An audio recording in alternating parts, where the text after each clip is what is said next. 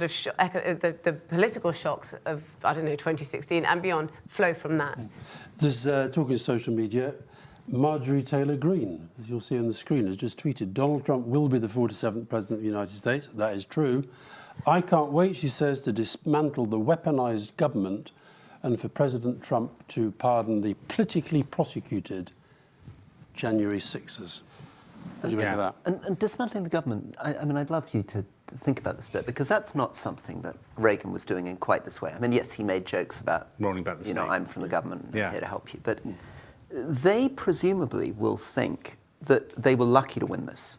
They've been telling themselves for months that they are the victims of an establishment conspiracy, that the civil service is against them, the mainstream media is against them, all the celebrities are against them.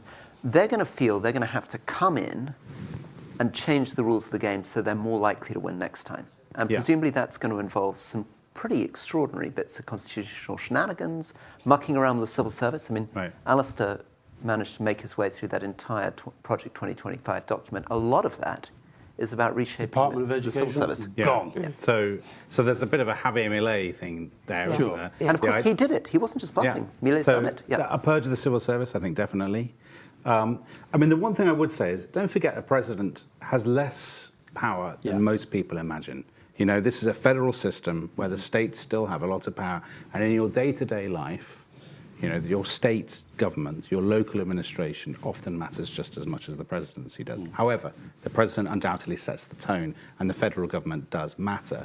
I mean, I think the scary thing about that, actually, is the last bit. Pardon the politically prosecuted January 6th. Because I think what that is telling you is that the drive to an ever more sort of strident polarization will continue, and that actually people like Marjorie Taylor Greene see this victory as vindication, as validation of that strategy. And I think we've said before, people not just in America but in the Western world generally will look at this result and will say, listen, aggression, resentment, the politics of outrage, and indeed the weaponization of the civil service, the polarization of the Constitution, all of those kinds of things, that is the way forward. That is 21st century politics now. But is that not, I don't want to revisit in full the argument you two had earlier, but when I saw that, I thought, oh, there's a sort of wannabe fascist there.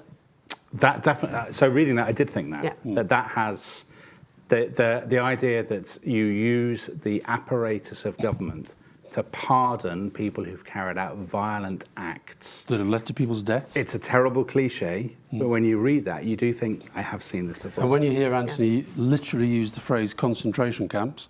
Yeah. Well, by the way, the deportations, that would be an act of effectively a kind of ethnic cleansing on the scale with which, the scale we saw in Europe at the end of the Second World War, the movement of hundreds of thousands, millions of people. So what do European, if that would start, what is a European leader to say? We spoke out against Bosnia, in Kosovo, we've been pretty strong when we see ethnic cleansing on our doorstep. If we saw that sort of thing here, do we all sit back and say, oh well, he won, move on? But here's the old dilemma, right? America is your essential ally. So I don't know how you answer that question. If I'm Starmer's advisor, I don't know what I say to him.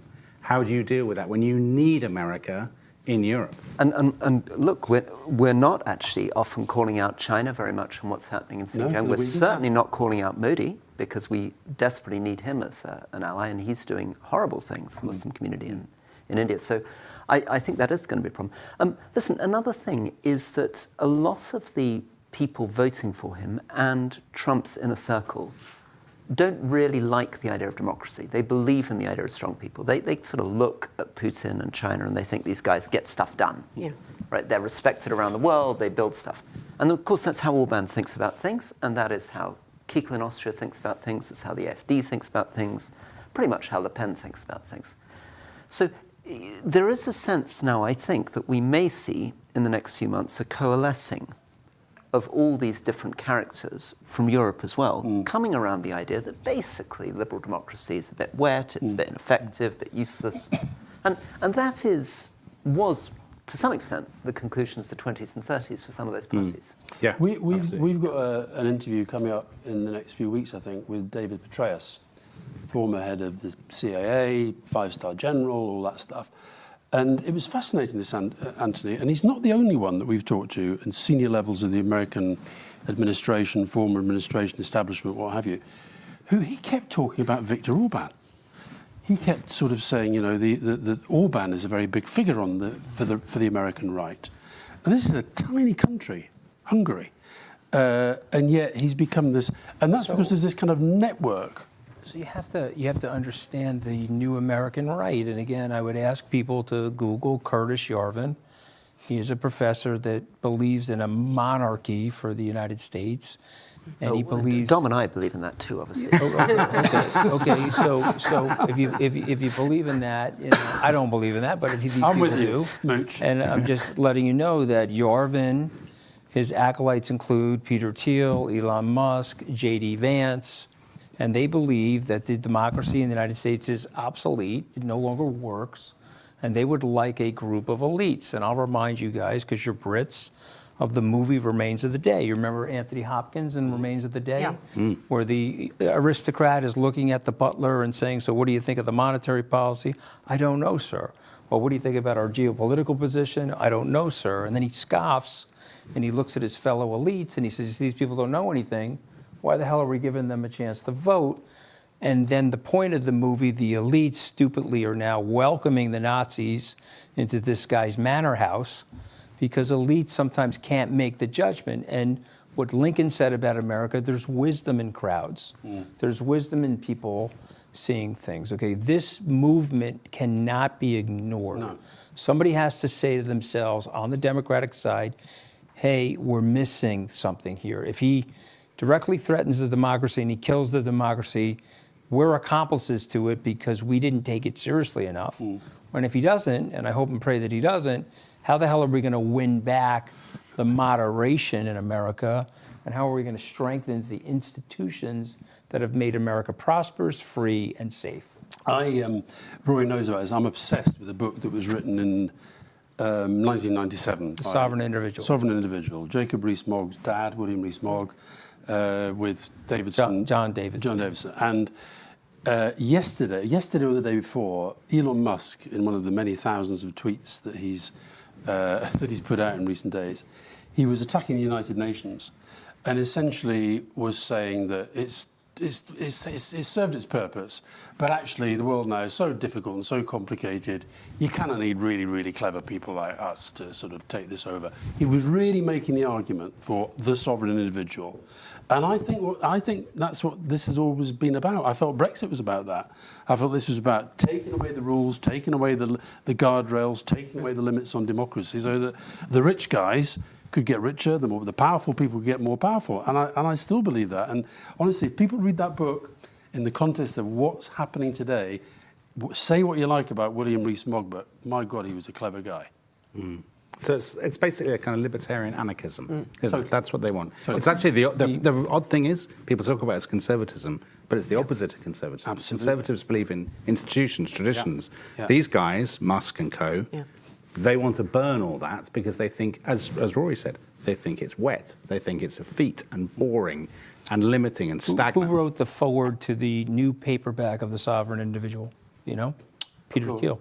Peter Thiel. Was it Peter Thiel? Yeah. Was it? Yeah. Wow. These guys, they believe in that stridently.